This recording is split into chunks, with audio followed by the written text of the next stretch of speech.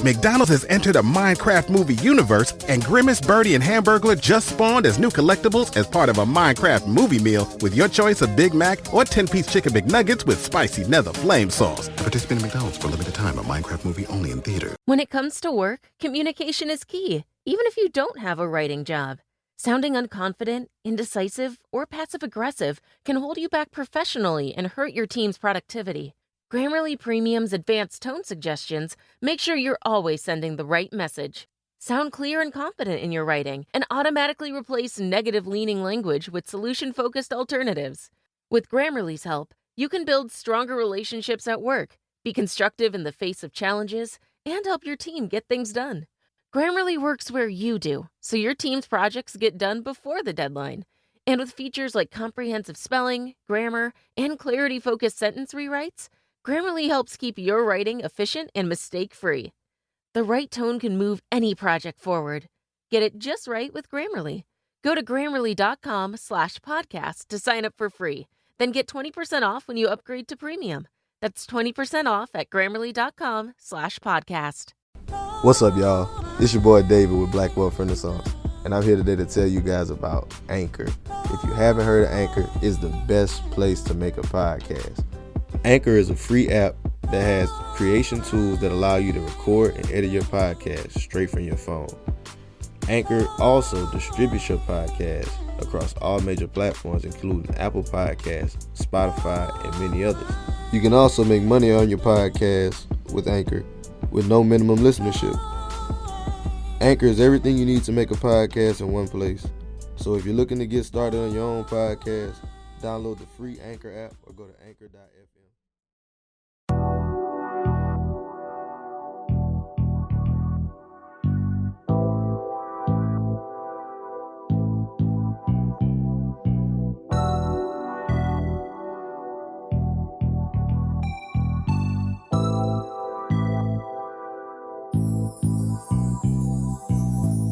I woke up feeling wealthy today. My bank account might not agree, but hey, that shit on the way. Me and my niggas laying brick on top of brick till we straight. If you the type that play the victim, you can't come in my space. You know this game ain't for the weak, it's hard to carry this weight. I keep my balance through the ups and downs, I'm never gonna break. You feel the purpose in my spirit when you look in my face. Cause it ain't a second I can waste, I'm putting food on place. Fumbled the bag, I still ain't got that disappointment to shake. So now I'm trying to double up on every dollar I make. Money don't buy you happiness, it sure don't take it away. I'm smiling hard as hell every time I step in the bank. We can't be making reckless moves, cause there's so much at stake. When you got some shit to lose, your decisions gon' change. Cause every action got a consequence, consider your ways. Hardest thing to do in life is elevate through your pain. I can relate to feeling like your life is stuck in the phase. Giving effort, but results just keep remaining the same. Have some patience with yourself, shit ain't as bad as you claim. I seen the homeless nigga smile while he was standing in rain. It's all about perspective. I'm chillin', catching blessings. And cryptocurrency been bustin', and I'm well invested. She know that if she rock with me, then she gon' stay protected. Cause even when this shit get hectic, I ain't never stressing, I'm legend. I woke up feeling wealthy today. My bank account might not agree, but hey, that shit on the way. Me and my niggas laying brick on top of brick till we straight. If you the type that play the victim, you can't come in my space. You know this game ain't for the weak, it's hard to carry this weight. I keep my balance through the ups and downs, I'm never gonna break. You feel the purpose in my spirit when you look in my face. Cause it ain't a second I can waste, I'm putting food on place. Meal.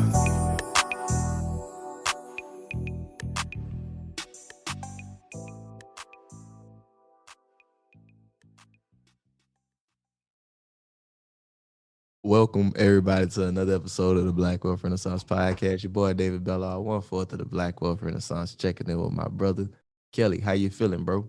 What's good? What's good, everybody? It's your boy, Kelly, checking in. It's a lovely Saturday. I have a great podcast coming up with one of our good friends. I'm glad we got this podcast, man. We supposed to do this a long time ago. Long time in the mix, for real, bro.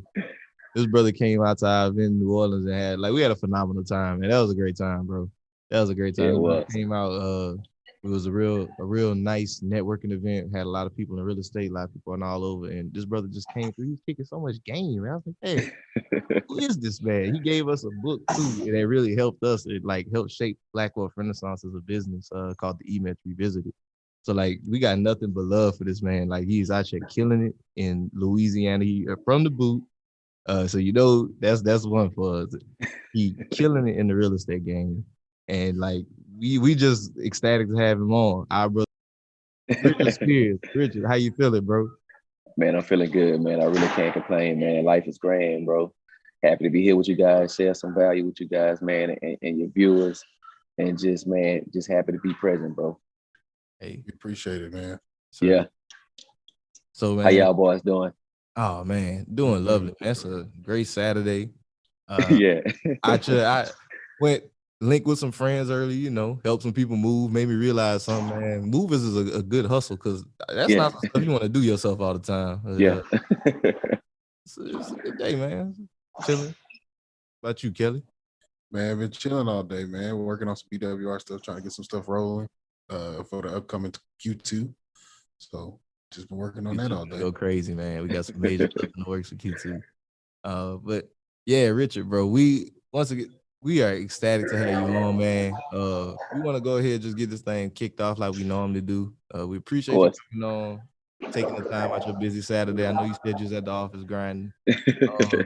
So for everybody that's unfamiliar with you in our audience, can you give them an introduction to who Realtor Rich is and how'd you even get started in this game? Yeah, of course, man. Government name is Richard Spears. The social media name is kind of taken off nowadays. Most people call me Realtor Rich or ask me, am I Realtor Rich? But yeah, man, Richard Spears from Baton Rouge, Louisiana, man. And I'm just an all-around real estate entrepreneur, man. Of course, I own a sales team, man. We help a lot of families buy and sell houses. But, I actually got my start in real estate from investing. And man, I had a guy that I looked up to a lot, man. And he started doing some things to change his life. And one of those things was actually real estate. He started buying rental properties. And naturally, I gravitated towards that as well because this was someone that I looked up to a lot. And he actually was murdered in front of one of his rental properties that he was working on. Yeah. And then from there, man, I just decided to carry that baton and started, diving deep into real estate myself. And in 2016, we had a big flood down here in Baton Rouge, and crazy. I took a big hit with that flood. Yeah, man, lost a lot of money in real estate and decided to get a sales license to start selling real estate, just to kind of recoup some of the money that I lost in real estate investing. And then from there, man, I took 2 years off from investing to really grow the sales business. And I turned that into a real business that now generates real profits that we continue to divert into real estate investments. Yeah. Dope, man. That's dope. Yeah. So now it's to the point we own a little bit over $2 million in real estate, man. Y'all did what? I say we own a little bit over $2 million in real estate now, man. That's pressure. Yeah. Yeah. That's what's up, man. So that's crazy. I love the way your story started because that's a little untypical whenever you hear about the investor. Right? Like you started off as an investor, then you went into the agent sales side of. Yeah. So I know you said like you started as an investor because you seen somebody as an investor. He inspired you to get into. So what was it like when you first started investing? Man, it was tough, man, because it's I didn't have no real blueprint to go by. Of course, the guy that I looked up to that was doing it, he was murdered. So, I mean, he wasn't around to help me out or anything like that. I will say this, man, I ended up finding a lot of podcasts online, YouTube videos, and I came across meetup.com where they had the local meetups. And that's why I got a lot of help, man. The local meetup in Baton Rouge, I ended up meeting a lot of people, man. So, some of these same people that have been on your podcast, like O'Neal, man. I actually met O'Neal at 16. At one of those meetups, man, and he became a good friend of mine. We were all on that path and that journey together, man. Just growing there, growing our self-knowledge and from there just taking action, man. And taking action and making these mistakes. And at the time, man, I had a job. I was working at the railroad at night. So, I'm riding on a train at night and I'm trying to study and research and learn as much as I can about investing and just getting out here making these mistakes. And of course, some of the biggest lessons I think we can learn is from actually getting out here and making mistakes. And one thing I like to say a lot is, we can go to as many seminars as we want to on how to ride a bike, right? But until we get on that bike and start falling down and getting back up, we'll never learn how to ride. So, the biggest thing I've always seen was just taking action and not being afraid to make those mistakes and fail forward. Yeah. So how did you get? So what did that first deal maybe look like whenever you first got into real estate? Yeah, man. So the first real estate deal was actually, and I won't say it was the first deal, because that was actually the first personal property that I bought for myself. And what I did is what they call house hacking. Yeah, and we pretty much house hacked with that house and ended up buying a second property. And before we were able to get the second, what would be the third deal going, that's when the 2016 flood happened. And that's when we ended up losing, most of our initial capital. That's when I ended up getting a sales license and spent 2 years building that sales team. And it really wasn't until 2019 is when I really was able to get back into investing, because a year into building that sales business, I actually quit the W-2 job that I had at the time. And I just went all in full-time entrepreneurship. So, of course, when you're 1099 and you're not W-2, it's harder to get financing, and you have to have 2 years of tax return. So I just spent those 2 years generating as much revenue as we could, doing the right thing, paying the taxes, and, keeping my bookkeeper and all of that stuff. So when it was time to be able to go back and be able to finance things and do deals again, I was actually going to be able to do that. And that's what we did. And so that first real deal was in 2019. It was actually someone came to me to sell this house for them, right? McDonald's has entered a Minecraft movie universe, and Grimace, Birdie, and Hamburglar just spawned as new collectibles in the overworld. Now for a limited time, you can get one of 6 McDonald's collectibles when you order a Minecraft movie meal. Ooh. With your choice of Big Mac or 10-piece chicken McNuggets with spicy nether flame sauce. Available now in a biome near you. Oh, and at your local McDonald's. I participate in McDonald's for a limited time. A Minecraft movie only in theaters. And so I went to the house. I'm doing a walk of the property, and I mean, it's messed up, bro. It's just like really messed up. And of course, I go into sales mode. I started asking questions. What's going on? What is the motivation here? And turns out it was an elderly lady who had dementia, and they needed $25,000 for her to go to a home. And so, just explaining to them, I can stick a sign in this yard for y'all if y'all want me to. And, we may be able to get some investors in here that's going to have to lowball y'all so they can do the renovations on this property. Or I can come in and personally help y'all and give y'all the $25,000 that y'all need to get her in the home. And this is a win-win for everyone. And that's what happened, man. They agreed to it. We put pen to paper. That was the first deal, man. $25,000. I ended up having to put 15% down on that deal. We did that. I only put like $8,000 of renovations in it. It ended up appraising for $61,000. So I had this big band of equity in that property, man. I paid $25,000, put $8,000 in it, and it appraised for $61,000. And from there, man, I just kind of used that property to start snowballing into the rest of the properties that we have today. Yeah, but that one good deal, man. And the crazy thing about it is, it came from just word of mouth, man. Like I'm always building relationships in the community, and a local baker in our community, and this is someone I actually partnered with our sales business, because anytime someone has a birthday that's a past client of us, they get a postcard in the mail from us where they can go to this local Black-owned bakery and get 3 free cupcakes on us. And this property turned out to be her aunt's property. And so she referred her aunt to me, and that's how I came across that property, just by being out in the community and doing good things, man. So when you plant seeds, they grow. That's yeah. powerful. When you plant seeds, they grow. I love that story, man. Like, especially because with the deal, it's such a win-win in this situation that you are able to assist the family, and it's also powerful. And I like that you mentioned the word of mouth part, because in this age right now, especially with Corona and everything, we've kind of fallen back from a lot of that stuff. And that's really where real connections is. Word of mouth is like the strongest form of marketing. That's how you really get the people whenever somebody's referred to you by word of mouth, they so much more serious than somebody else who just may have seen your picture on the internet or something like that. Yeah. But I did want to get into that, because that's dope how the deal worked out for you. I want to get into the numbers a little bit more for people to really help illustrate it, because you said you put 15% down on a $25,000 house. Yeah, which is not much. That's what I'm saying. Like 15% of $25,000, that's what, like a couple $1,000, if that? Yeah, it's a little bit over $5,000, I think. Like close to about 7, I think. Yeah, I'm bad with math, man. Hey, my wife I don't have my calculator with me right now. Me either.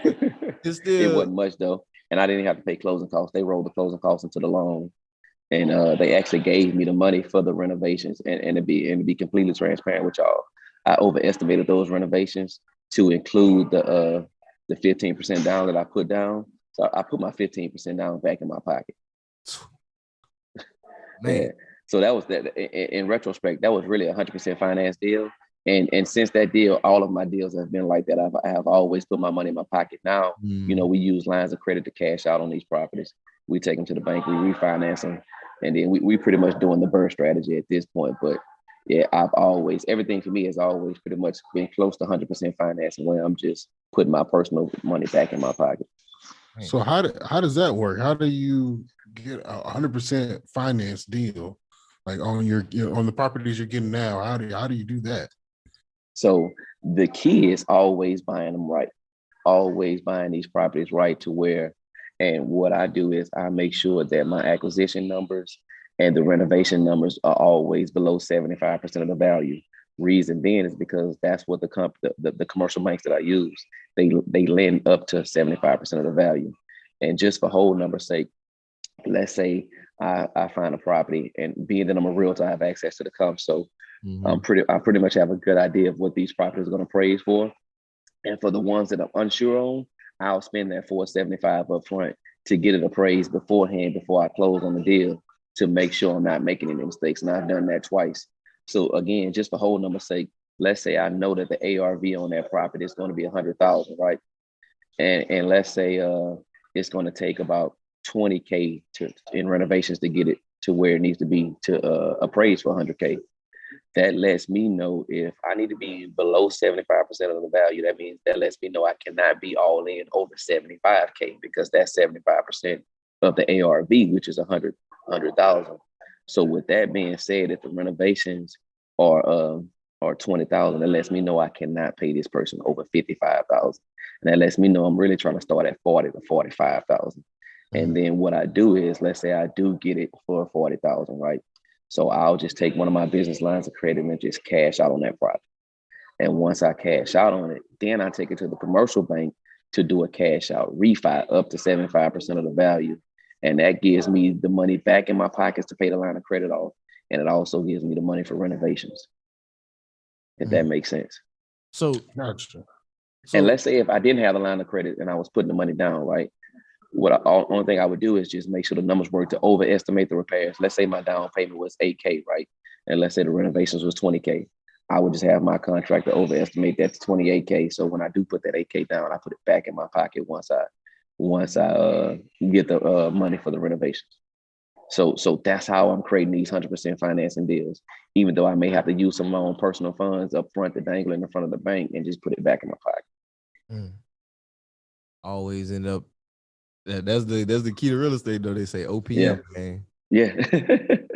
But see, the key to that, though, is being patient and finding the deals that actually make sense, where the numbers make sense like that. And so that's been my key. I've always been patient to make sure that I'm buying it, and I'm buying it right.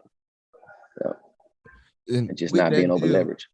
And with that deal, like you said, one of the key things I think with it why it worked out so perfect was because that was a distressed seller. They needed the money, they needed to sell. Yes. So as a person who started out as an investor, and then got into the sales side of it, how do you identify these distressed investors? Like, how do you get to these people? You just cold call everybody? How does it go? So I actually run the investment side of our business, just like the sales side. And it's all relationships, man. Like, so for example, like our sales business, man, we don't really cold call. We don't pay for like leads like Zillow and Realtor.com and stuff like that. It's all just community engagement and building relationships within the community. And most of our business is either referrals or social media. And I've done the same thing with the investment business, just by constantly reminding people that we buy houses, and we buy houses cash. People know it, and they know I'm serious because I cash out on property. So what happens is it creates that snowball effect. I create a win-win situation for one. For example, like the people that needed the $25,000 to get their aunt in the home. Man, these people have become raving fans, and they continue to tell other people about me as well, because I helped them in a situation. And so that's what it's been, by providing real, genuine help to people. They continuously tell other people about me. So, man, I don't even have bandit signs or nothing like that around town. Outside of that, just a bunch of relationships with wholesalers. I have a lot of relationships with a lot of wholesalers, because even if it's not me buying the property, a lot of our clients are buying the properties from them as well. So it's all been relationships. No real marketing, but just real relationships and creating value and referrals. I think that's definitely key when it comes to sales or when it comes to investing, especially in real estate, is having relationships with wholesalers. Yeah. Because they do have a lot of deals. And that's one of my secrets, man. That's one of my secrets that a lot of realtors don't do. They look down on wholesalers, man, but I'm friends with all of our wholesalers. And here's another key.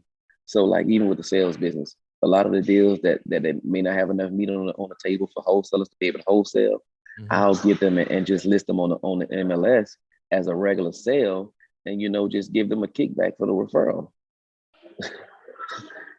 That's just another one of my secrets. Again, it goes back to relationships, man. Because at the end of the day, y'all both still making money. Yeah, we still winning, man. Deal come around, you can, and they got the meat on the bone. They gonna bring it right back to you. Cause like, look, when I'm as rich, I get paid.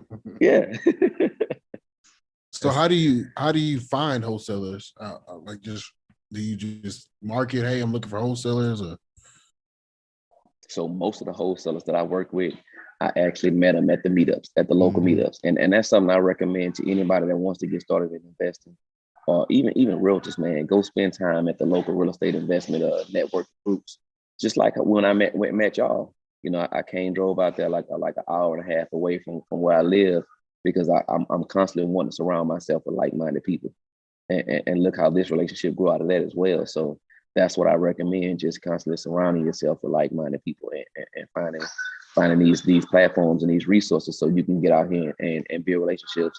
And not just, and one thing I always say about building relationships is you have to make sure that you can find some type of way to provide value to somebody else as well. I mean, anytime I'm having a conversation with somebody, it's always me listening, trying to figure out how I can help that person. Anything I can do to help somebody and just provide value to people, it always comes back around because the world is wrong. That's a good guiding post, man. Yeah. Whatever you're doing, it don't matter where you're at. If you provide value, it's always gonna come back to you. Yep. Man, I learned this from Jim Rohn, man, one of my favorite self-help coaches or motivational speakers or whatever you want to call them. One thing I learned from him was, and this was a mindset shift for me, coming from, a W-2 employee. A lot of times we tend to think that we get paid for our time, which is kind of true, but it's not really true. And one thing he taught was that we're actually not paid for our time. We're paid for our value. And when you think about it, if you have a job where you punch a clock, if you go punch that clock and you're not providing value, they're going to get rid of you. Yeah. But when you provide even more value, they're going to think of ways to keep you around, whether that's paying you more, giving you more perks, or whatever. So once you understand that you actually are paid for value, not your time, the way you increase your income is by providing more value. And so that's why it's always, for me, how can I provide value? Because I know that's the key to increasing revenue. What's good, family? Jalen here. I have some great news to share with you. We have recently launched BWR Academy, the #1 online school and community focused on teaching personal finance and wealth building principles. By becoming a member, you will gain access to premium financial education covering the topics of credit and financing, debt repayment strategies, retirement planning. That's right, we're going over 401ks, IRAs, and everything in between. Life insurance, we'll be having weekly budgeting and accountability calls, and so much more. You will also gain access to a powerful network. For years, we have been preaching, your net worth is your net worth. So here's your chance to increase your social capital. We will be having many of our previous podcast guests coming back to teach exclusive classes that can only be found through BWR Academy. We have also partnered with Capital, a premier financial app that will allow you to participate in our quarterly savings challenge. We have a goal of helping 1,000 families save $1 million collectively. We'll make sure that you are not a part of the 74% that cannot afford a $1,000 emergency. So if this sounds like the type of environment you would like to be a part of, make sure you sign up by clicking the link in the show notes. Make sure you sign up now because spots are extremely limited. See you in the academy.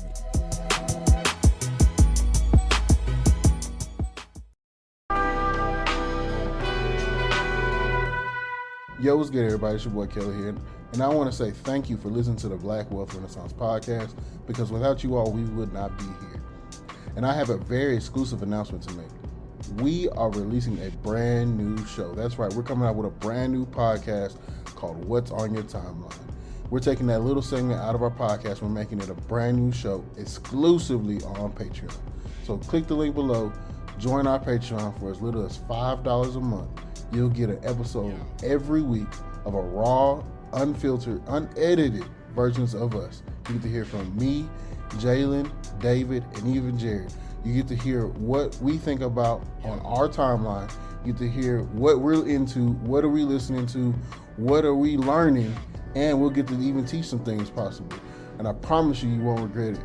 We're going to talk about stocks. We're going to talk about crypto. We're going to talk about real estate. We're going to talk about the Federal Reserve. Hell, even in this last episode, we talked about Kwame Brown. You know, you're going to get the raw, unedited versions of us, and it is exclusively on Patreon. So click the link below. Check it out. Tell us what you think. If you want to join, like I said, again, click the link below. It's only $5. Literally $1, almost $1 a week. You can get a brand new episode of What's on Your Timeline. So, and we appreciate y'all for rocking with us. Peace out. I want to go into the sales part of it because, man, you kicking game, bro. You kicking game on this. So, all right. You went through the flood, you lost the money, all that, and you ended up. Yeah, we was broke, bro. Broke. So you was down bad at the time? Oh, yeah, man. I'm talking about maxing out credit cards, bro. Oh, so like you went from that was almost like your 2008 in a sense. Like that flood really ruined you. So with those properties, did you buy them bad, or did that's how you learned that lesson? Or so it wasn't that I bought them bad. I didn't have flood insurance. Yeah, I did not have flood insurance, and I'm gonna tell you that actually lasted like 3 years for me, and I'll tell you why. So it was really only one property that flooded, and we didn't have flood insurance on the right.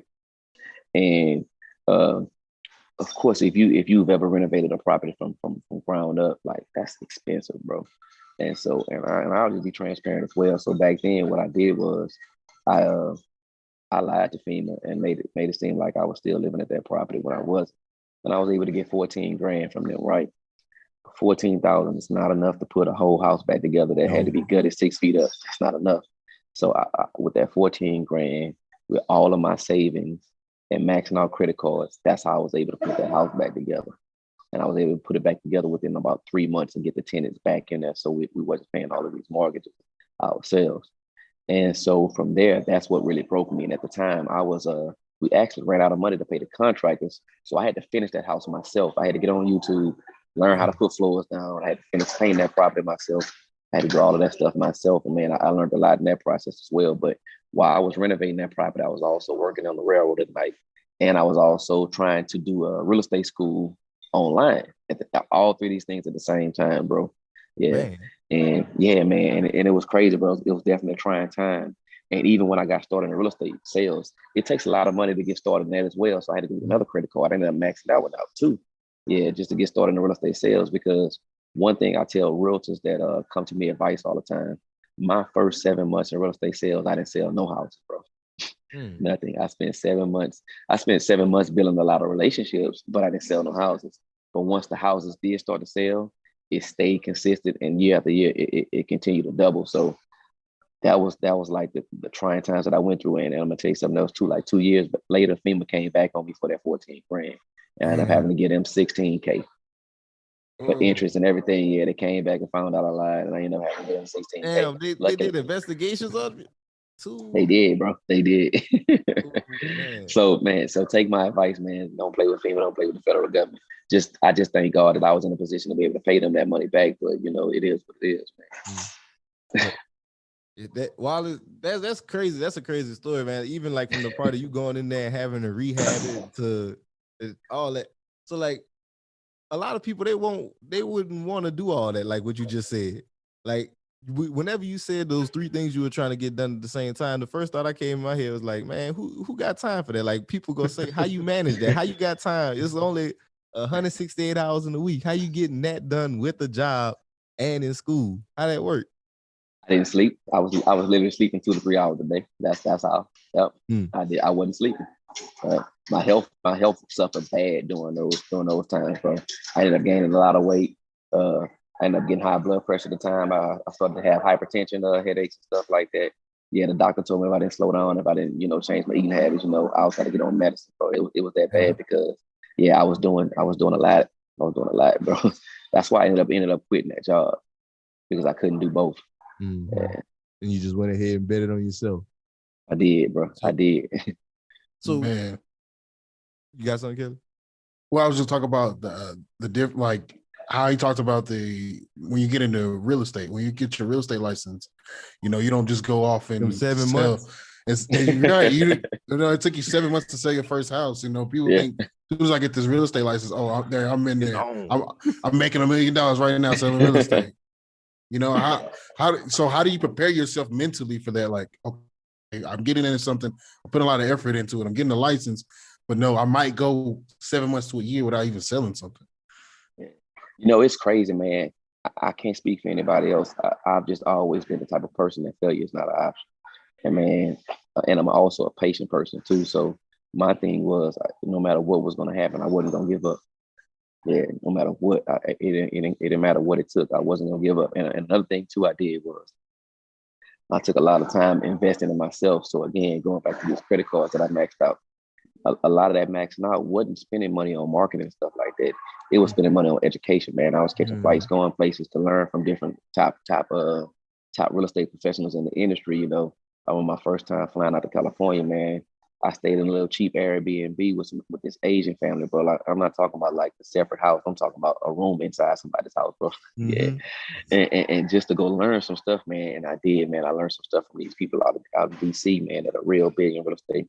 And it's crazy how life works because that real estate team's director of operations ended up becoming my business coach years later. But I ended up starting my business and building it from the things that I learned from them out in LA, man. And that changed my life. But had I not took that made that investment and bet on myself, with money I didn't even have, who knows, that might not have happened. I might not be where I'm at today.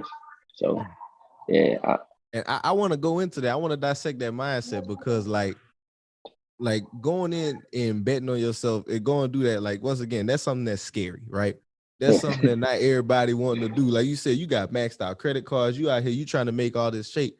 Like, what was it like, the mental side of that for you at the time? Like, what mentality you had? Because I know you had people in your ear telling you like, "Yo, bro, everybody telling me tripping. You're tripping, bro. What are you doing? Like, how you block out the noise and stay locked in on your vision like that?"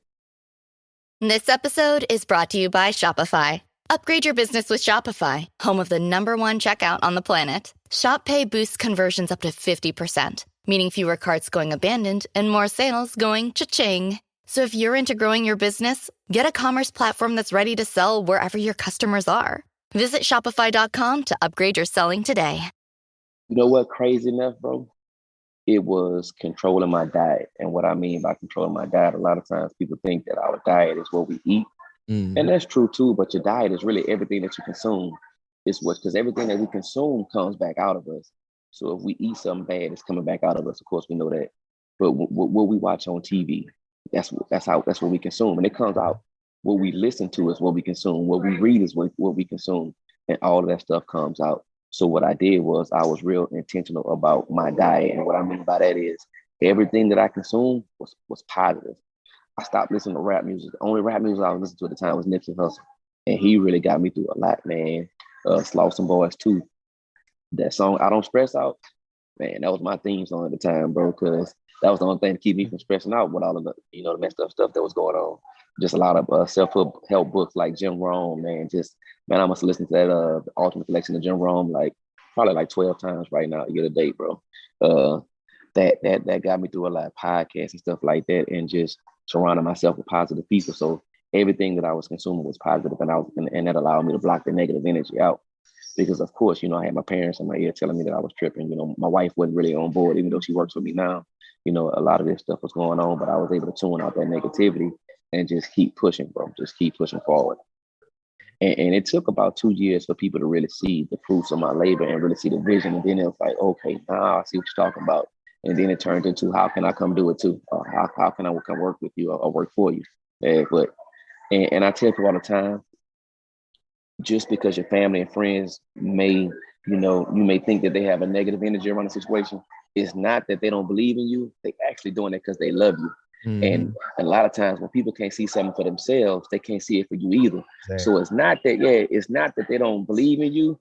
it's really that they love you and they scared for you. Yeah, Mm-hmm. so you can't take it personal when your family and friends don't believe in your vision, because it's your vision and they can't see it yet. Yeah. Exactly. Yeah. And so you don't take it personally, you just keep pushing forward. And then once that vision finally comes to light, trust me, they're gonna come on board. They're gonna get on board. Yes, sir. I love it, man. That's so true, bro. That's something I definitely have to learn, like on my journey as well. Just like people, they won't see it. Nobody will see it like you see it, because somebody they equated it to like glasses. Like I got my glasses on, Kelly got his glasses on.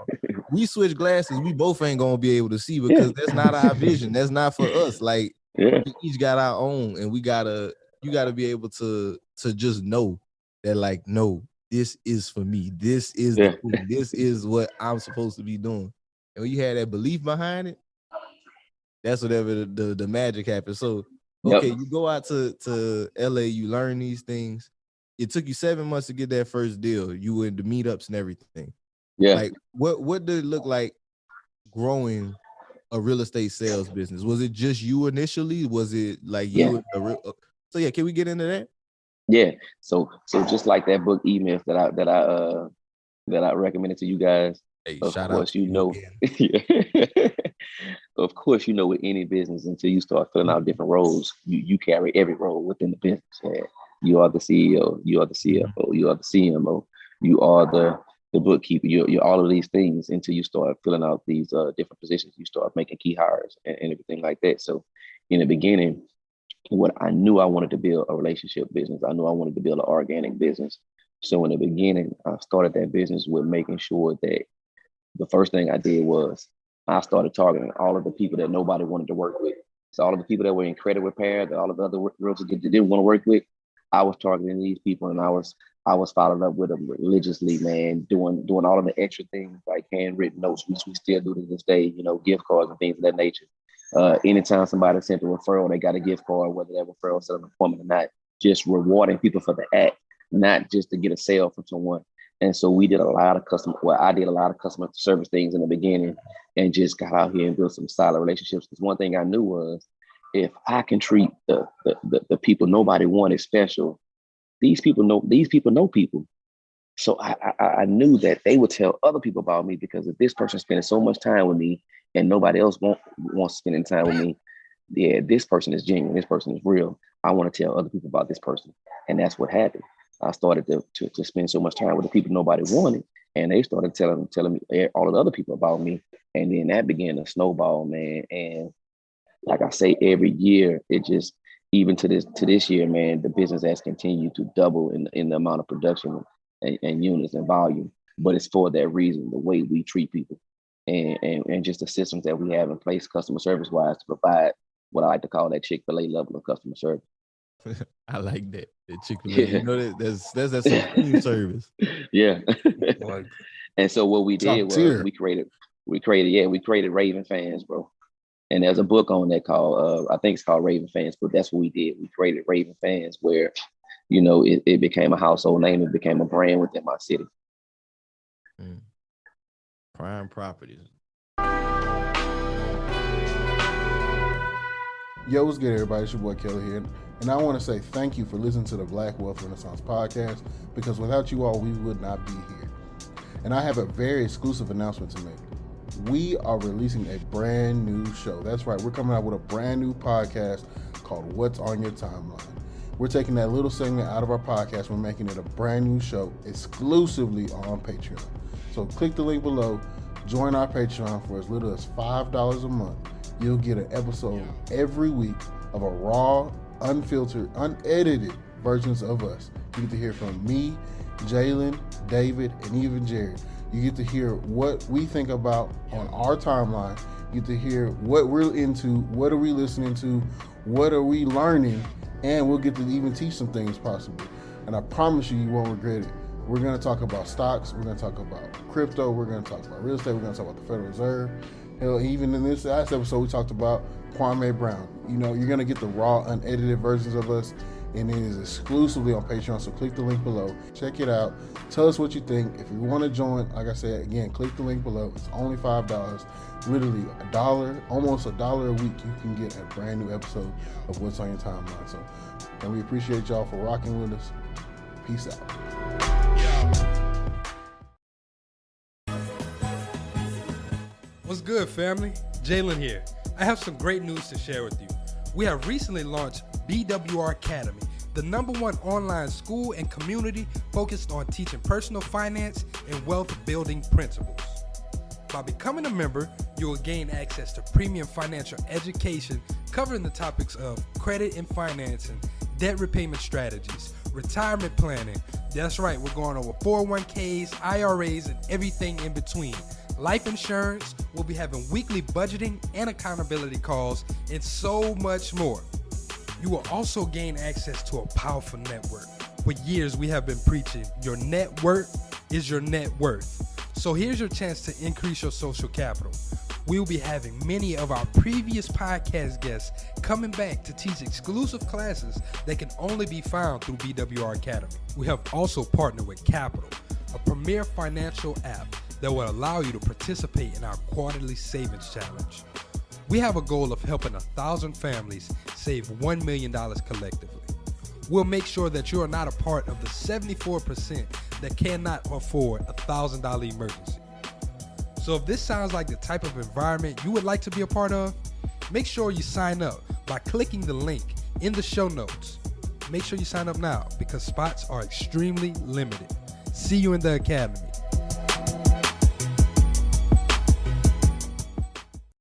So you start off with that. That's a gem for a lot of people too, with the customer service piece. Because I feel like as small business owners, we often miss out on that. Like whenever you getting started out, good customer service will take you further than a lot of other things when it comes to just the way you handle people, treating people like people instead of treating people like a piece, like some numbers. Basically, you can't just treat people like money and all that stuff. Yeah. So when you start getting some deals in the pipeline, like when did you get to the point where you had to start outsourcing? So it was actually my second year in. So going back, so that first year, 7 months, I didn't sell any houses, right? But after the 7th month, from the 7th month to the 12th month, I ended up selling 17 houses within 5 months. Yeah. I ended up selling 17 houses within 5 months after I sold that first house. That's when things began to snowball a lot. And so the following year, we ended up, I was still by myself. I ended up doing 36 units that following year. And that's the year I started to bring on help to where I started outsourcing all of the paperwork. So I let go of the paperwork first. Then that third year, it doubled again to around 54. And that's when I ended up bringing on other agents to help me show properties. And then last year was actually the 4th year where we did 101, and those agents 103, and those agents that were helping me show properties actually came on full time as agents on the team.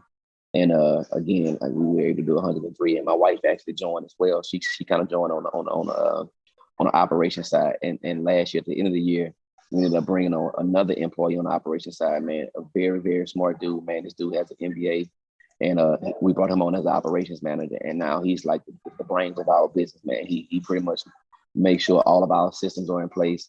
Everything is getting taken care of.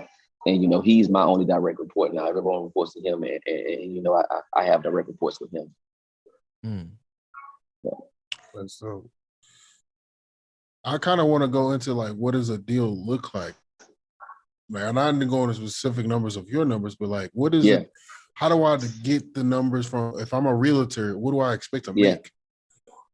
So that's a good question, man. And so one thing people got to realize about real estate, those commission checks, you don't take that commission check home because this is a business. And when you run a business, you got to think about it like a business. You have expenses. You're going to have overhead. You're going to have payroll and things of that nature. So just to kind of be transparent, we run our business like a business. I'm on a salary. So every time I sell a house, man, that commission check is not coming to my house. That goes into a business account. I get a check on the 1st and the 15th, just like any other normal person, man, even though I own a business.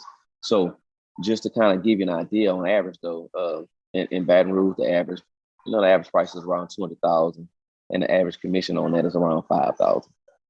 Yeah. So, you sell one house, you may clear $5,000, but you also have splits with brokers. Like I'm in partnership with Keller Williams, and we have a 70-30 split. But we also have opportunities to where we don't split any money with them at all. So there's a cap. Sell so many. Yeah, after you sell so many houses. But Keller Williams also have what's called a disappearing cap. So they incentivize you to bring on other like-minded agents who are high performing. And so when you do that, part of your cap disappears. And so in taking advantage of that and doing that and making sure that I'm intentional about bringing on other like-minded individuals who are high performing, that allows me to decrease that cap. So for me personally, man, this year alone, I only split money with Keller Williams like 27 days of the year, and the rest of the years it's all me. Damn. But I'm still able to take advantage of the partnership with them and everything that comes along with that partnership, with the technology and everything that I'm able to use, and it decreases my overhead. Mm. Yeah. So with the splits with these brokerage companies, the way these work is they splitting the actual commission check. Cause like I know, like on the whole deal, right? It's usually like 6% commission together, like on the buyer and seller side. Seller get 3%, like if they have different agents, right? Yeah. So can you get into that? Like, how does that work with some of these deals? Yeah, of course. So like you said, commissions are usually between 5 and 6%, and it's normally split between the buyer's agent and the listing agent. And so again, if that full 6%, let's say that full 6%, and we just use a whole number that's easy for everybody. Let's say that full 6% was 10,000, right? Mm-hmm. And let's say that got split between the two agents, and one agent got 5,000, another agent got 5,000. Let's say one agent is with Remax and the other agent is with Keller Williams. So with Remax, they have an 80-20 split, but there's no cap. No matter how much money those people make, Remax is going to get 20% of what they make. So if you have a high producing person like myself, and let's say, for whole number's sake, let's say you make $1 million. Let's say you grossed $1 million, right? That means you would have had to give Remax $200,000. You had to get them 20%. Well, let's say you were Keller Williams and you made $1 million, right? They only got $18K from you, because that's what the cap is for Keller Williams. Once you pay them $18K, it's over with. So that's the difference. That's why I'm partnered with Keller Williams, not just because for that, but for the training and the resources they provide. That's why they're the number one real estate company in the country right now. Yeah. And my thing is, I can go out and be independent and build my own thing, because people don't know me for Keller Williams anyway. They know prime properties. Mm-hmm. But I see the value in partnerships, and I think we as a culture, that's something that we don't see enough. Take you guys, for example. I commend y'all so much because y'all saw the value of partnerships versus trying to get out here and do everything on my own. And I think that's something in our culture that we don't see enough. We don't collaborate enough. We don't see the values of partnerships because, and the crazy thing about it is, there's an African proverb that says, if you want to go fast, go alone. But if you want to go far, go together. Yeah. That's crazy, bro. That is an African proverb. That is why. Yeah, that's an African proverb, and we're not taking advantage of it. Man, that is something like we have bad as a culture, like that whole wanting to be the big chief, like yes, like even like when I think about the whole Charlemagne situation, like they was talking about him whenever he did the partnership with iHeart, but yeah, I mean, they got the distribution. It's a value in this partnership. Like we're both gonna benefit from this. Instead of me trying to go grind out the mud and build what they already got, let me work with what they already got. Right, because you're not doing that but holding yourself back, trying to quote unquote get everything out the mud. Yes, of course, we got to get some things out the mud, but you have to create situations that create opportunities for yourself through partnerships or collaboration to where you can get where you're going that much quicker. Man, kicking. This man been kicking. Yeah, we gotta start playing chess and stop playing checkers, bro. They've been playing chess the whole time. Yeah, they've been playing chess the whole time, bro. And we got to start playing chess as well. Stop playing checkers. We got to start playing the long game. We got to. Yep. So now you got me thinking. Going back to kind of what you were talking about earlier, like with realtors treating it like a business, right? So yes, for the realtors out there who may be listening, how can you get them? Because we spoke with Terica. I know you know Terica. She was telling us like whenever she first got into the real estate game, she treated it not like a business. The commission check was her money, right? Yeah. How would you recommend? Some of Terica Matthews down here, huh? The credit score queen. Terica Matthews. Terica Smith. Oh, okay. Yeah. Yeah. How would you recommend like realtors that's treating it just like, oh, I'm an employee, to start treating themselves like a business? Like, what is like almost a framework to kind of give them a better idea how to run it like a business? So my first advice to anybody that wants to become a realtor, the first person you need to go hire is a qualified accountant and bookkeeper. This is going to be the person that's going to be able to help you start running your business like a business. And that's who helped me, man. And I'm going to give a good shout out to my guy, man. I mean, with First Financial down here in Baton Rouge, this guy has really changed my outlook, and he's taught me a lot about business, and he's also a business consultant. And so in all things, I've always, I go back to what Tony Robbins said in one of his first books. If you want to be successful, go find somebody that you can model after and just do what they do. Don't try to recreate the wheel. Just find a good model. And I found models and mentors in every aspect of my life, whether it be health, whether it be financing, whether it be investing, whatever.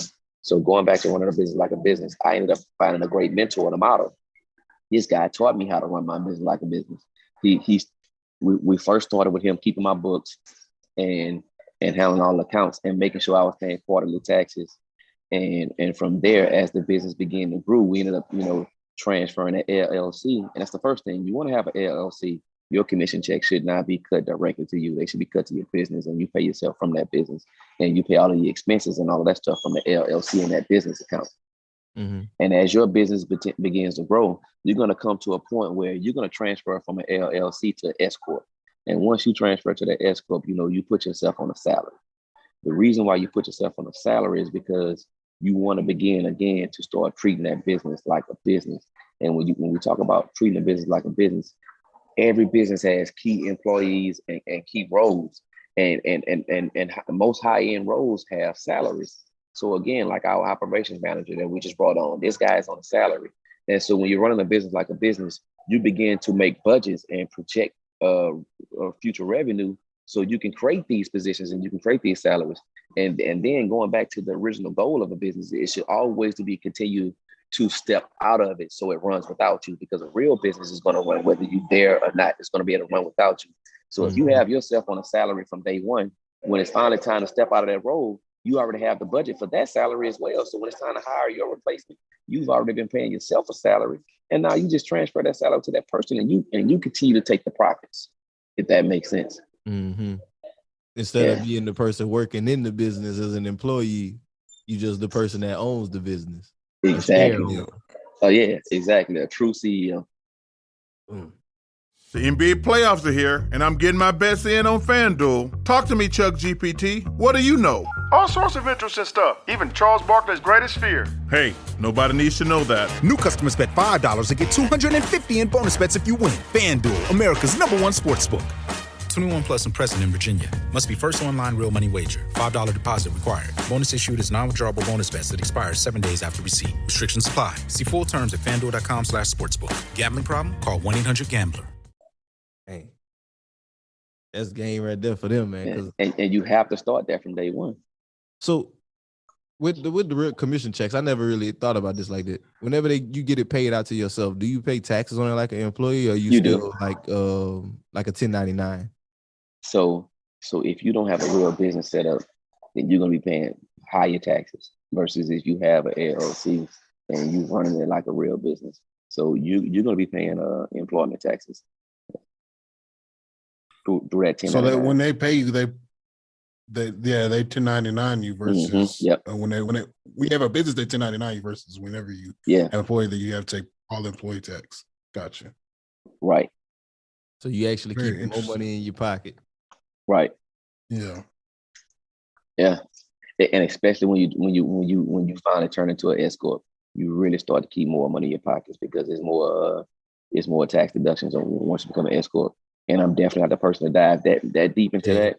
Yeah, that's why you hire good accountants. Yeah. So that's the thing. Like, you don't have to know it all, and that's another thing that you got to realize once you're in a business. You don't have to know it all. You just have to know and perform well at whatever you're good at, and then you go hire other people to be good at what you're not good at, and you stay in your lane. And that's I think that's another key to my own personal success.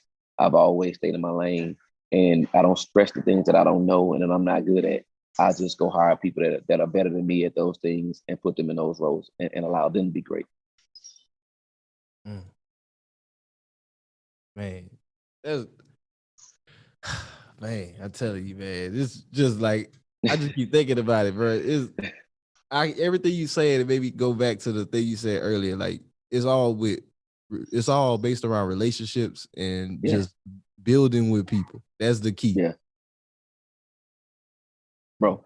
People is always going to be the key. And the thing about it is if you think about anybody that's a millionaire, man, you can't become a millionaire without people.